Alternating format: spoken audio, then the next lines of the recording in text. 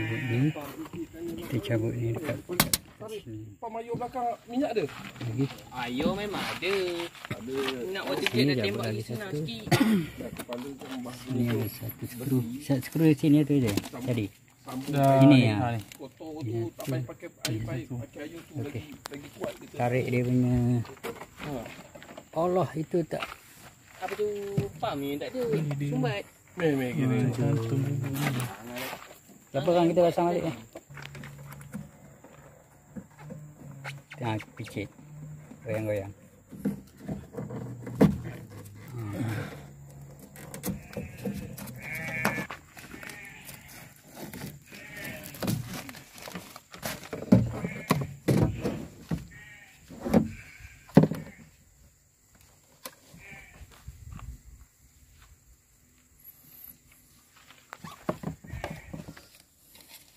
Nampak? Kau tengok naik turun lepas tu terbalik ke air. Ah tu mana? Naik tu. Naik.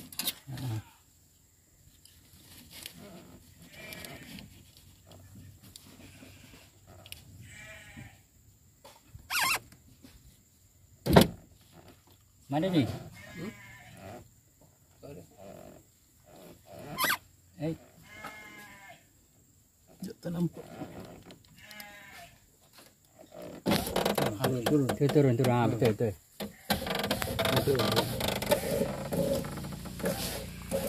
Bateri tengok nanti kepit. Habis dah. Ha, cukup.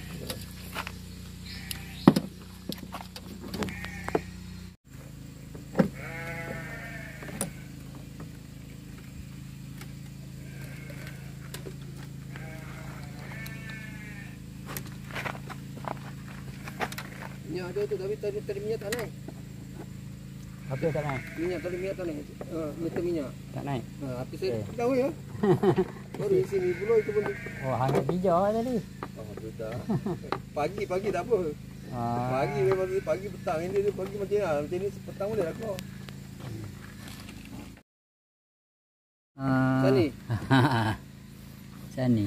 Oh tu. Gira cakap. Itu ceritanya. Jual si buruk lah cakap. Tak cakap dia macam ni. Malam datang. Kalau tahu lah.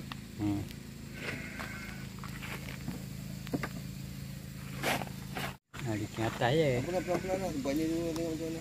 Diking kat atas. Dah.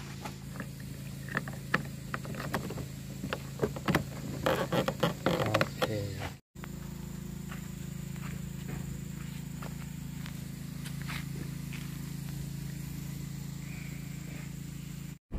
Okey, saya dah jalan.